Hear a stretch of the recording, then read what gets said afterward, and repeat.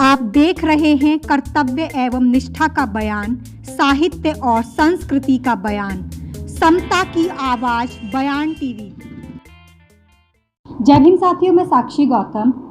जीवन में समाज उत्थान एक जुनून है। यह जुनून हर किसी को नहीं चढ़ता। बिरले ही लोग इस जुनून के शिकार होते हैं। सरकारी सेवा में आने के बाद भी समाज सेवा का जुनून रमेश चंद बडेरा को वैचारिक क्रांति की तरफ ले गया। उन्होंने भील समाज में साहित्य के माध्यम से क्रांति लाने का सपना संजोया। दिसंबर 1997 में मानगढ़ संदेश पत्रिका का प्रकाशन करके अपने सपने को साकार किया।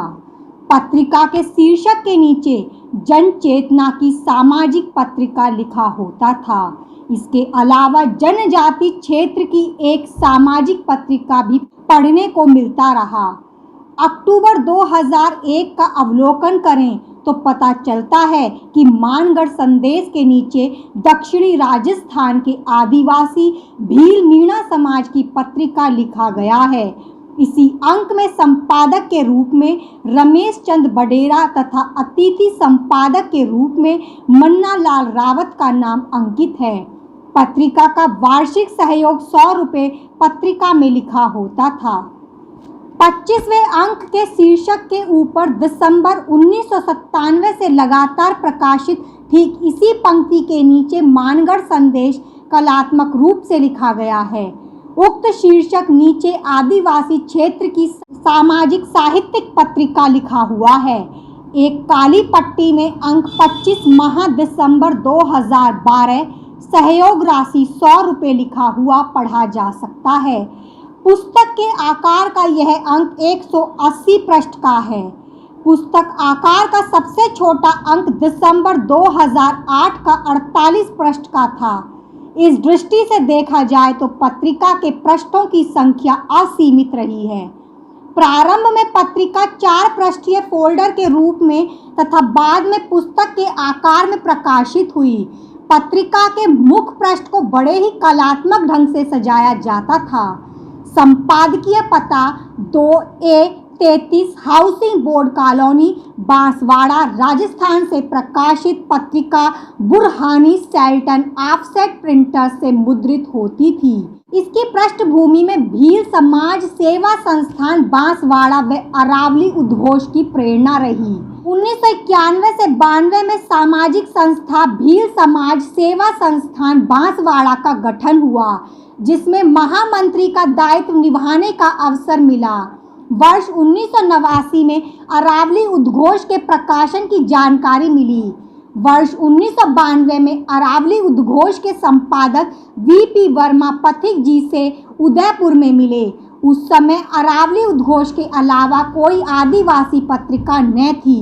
रमेश चंद बडेरा कहते हैं कि साहित्य मेरा विषय नहीं था, पर समाज के लिए काम करने की इच्छा थी। रमेश चंद बडेरा ने बाबा साहेब डॉक्टर अंबेडकर को भी पढ़ा था। डॉक्टर अंबेडकर और पथिक जी के जीवन के प्रभाव ने रमेश चंद बडेरा को एक वैचारिक दृष्टि दी। पत्रिका वैचारिक द्वंद्व का अखाड़ा है। समाज का बौद्धिक वर्ग रोजी रोटी की तलाश के लिए वैचारिक अखाड़े से बचकर निकल जाता है। जीवट किस्म का व्यक्ति ही इस अखाड़े में कूदता है। अपने निजी प्रयास से ही रमेश चंद बडेरा आदिवासी पत्रकारिता जगत में आए। पत्रकारिता का उद्देश्य स्पष्ट करते हुए रमेश चंद बडेरा कहते हैं कि मेरा मकसद था समाज सेवा, आदिवासी समाज को सामाजिक साहित्यिक क्षेत्र में जागरूक करना, आदिवासी इतिहास को सामने लाना, पढ़े लिखे युवाओं में कलम चलाने का रुझान को पैदा करना, प्रतिभाओं को उजागर करके युवा वर्ग को उनसे परिचय कराना है।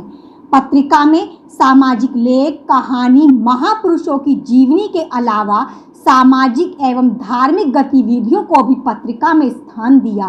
अरावली उद्घोष के बाद मानगढ़ संदेश आदिवासी भील मीणा समाज में दूसरे नंबर की पत्रिका थी। पत्रिका का पहला अंक 14 दिसंबर 1997 को समाज के सामने आया। पत्रिका सामान्य आकार की थी। संपादक लिखते हैं कि गोविंद गुरु, जिन्होंने मानगढ़ पहाड़ी पर धूनी जमाकर आदिवासी क्षेत्र में सामाजिक जन जागृति एवं भक्ति आंदोलन के माध्यम से समाज सुधार का काम किया तथा आदिवासियों में आजादी की अलख जगाई। सामाजिक धार्मिक आंदोलन के प्रेरणा को गोविंद गुरु को भीलों भक्तों ने अवतारी पुरुष के रूप में माना। गुरु के सानिध्य में भीलों द्वारा सामंती राजवाड़ी राज में बैठकर बेगार पृथ्वी में लगान आदि का विरोध किया। भील समाज में गोविंद गुरु आज़ादी से पहले व्यक्ति थे, जिन्होंने आज़ादी से पहले आदिवासियों के बीच जाकर अन्याय व अत्याचार के खिलाफ आवाज़ उठाने के लिए उन्हें जागरूक किया। परोक्ष में यह आज़ादी का ही आंदोलन था। आज भी गोविंद गुरु को काफ़ी तादाद में राजस्थान के बांसवाड़ा, डूंगरपुर जिले तथा गुजरात राज्य के भील समाज के अनुयायी उन्हें अपना आदर्श मानते हैं। मानगढ़ धाम पर हर साल मार्गशीर्ष पूनम पर मेला लगता है। गुजरात व राजस्थान की सीमा पर शहीद स्मारक पर्यटन स्थल विकसित हुआ है। पत्रिका का तीसरा अंक बाबा साहेब डॉक्टर अंबेडकर के जन्म दिवस के रूप में प्रकाशित हुआ। इस अंक में संपादक लिखते हैं कि बाबा साहेब डॉक्टर भीमराव अंबेडकर इस युग के उन बिरले पुरुषों में से थे, जिन्होंने परंपरागत सामाजिक व्यवस्था के तहत सदियों से चले आ रहे अत्याचार, अन्याय, शोषण और उत्पीड़न के शिकार बहुजन समाज में जागृति का शंख बजाया। उस समय भील मीणा समाज में अधिकारों को उसकी गति बहुत धीमी थी। विकास समान रूप में नहीं हो पा रहा है। विकास के लिए हमें आधुनिक वैज्ञानिक दृष्टिकोण से प्रयास करना जरूरी है। इसके लिए हमें समाज की एकता और विकास का संकल्प लेने की आवश्यकता है। संपादक विकास के लिए शिक्षा को सर्वोपरि मानते हैं। पत्रिका का चौथा अंक 15 अगस्त 1998 को भील मीणा आदिवासियों का गौरवशाली इतिहास के रूप में प्रकाशित किया गया, जिसका दूरगामी सकारात्मक प्रभाव पड़ा। पांचवा अंक दीपावली विशेषांक भी रमेश चंद बडेड़ा के संपादन में देखने को मिला। यही अंक इनकी अस्मिता पर प्रश्न चिन्ह लगाता है, यानी बाबा साहेब डॉक्टर अंबेडकर को मानने वाला व्यक्ति दीपावली विशेषांक की परिकल्पना में कैसे डूब गया। इसका समाज में सकारात्मक कम, नकारात्मक प्रभाव ज़्यादा पड़ा। वैचारिक सोच का व्यक्ति समाज को एक दृष्टि के साथ भविष्य निर्माण की बुनियाद खड़ी करता है। इसी कारण इसे दूरदृष्टता कहा जाता है। ऐतिहासिक स्थल मानगढ़ धाम व गोविंद गुरु तथा मानगढ़ कांड को उजागर करने का श्रेय रमेश चंद बडेड़ा जी को ही जाता है। उन्होंने पत्रिका का 25वां अंक मानगढ़ कांड विशेषांक के रूप में प्रकाशित किया, जो 180 पृष्ठ का है। विशेषांक पूर्ण रूप से शोधात्मक दृष्टि से ओतप्रोत है।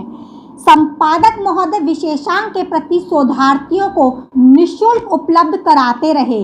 इसका परिणाम यह हुआ कि 30 से अधिक पुस्तकें मानगढ़ कांड व गुरु गोविंद के व्यक्तित्व एवं कृतित्व पर लिखी जा चुकी हैं। शोध कार्य भी होने प्रारंभ हुए। इसी कारण मानगढ़ संदेश आदिवासी पत्रिका के क्षेत्र चर्चा की विषय बनी। पत्रिका के 25 अंक के अलावा फोल्डर विशेषांक कैलेंडर के रूप में भी प्रकाशित हुए। पत्रिका में पत्नी कला बडेड़ा का भी भरपूर सहयोग मिला। अंक 13, 14, 17 व 19 में मन्ना लाल रावत का संपादकीय व आर्थिक सहयोग कराने में योगदान रहा है। ITI से हिंदी आशुलिपि सीखने के बाद रमेश चंद बडेड़ा सरकारी सेवा में आए। संपादक फोन पर बताते हैं कि पत्रिका के लिए 60% धनराशि मैं अपने वेतन से देता था और 40% मुझे पाठकों से प्राप्त होता था। बीच में घर की अर्थव्यवस्था बिगड़ने के बाद पत्रिका बंद हो गई। ताकतवर ने कमजोर को हमेशा उपेक्षा की दृष्टि से देखा है और उसका शोषण किया है। पीढ़ियों दर पीढ़ियों से शोषित और शोषणकर्ताओं के बीच द्वंद्व रहा है। समूचे देश में दलित आदिवासियों के साथ आज भी घटनाएं यदा कदा घटती ही रहती हैं। जहां समय परिवर्तनशील है, वहीं जिज्ञासा क्रियाशील है। ऐसा सोचकर रमेश चंद बडेड़ा कहते हैं कि सेवानिवृत्ति के बाद फिर से पत्रिका को जरूर प्रकाशित करूंगा। यही रमेश चंद्र बडेड़ा का जुनून है जो फिर से पत्रिका को प्रकाशित करने के लिए उद्वेलित कर रहा है।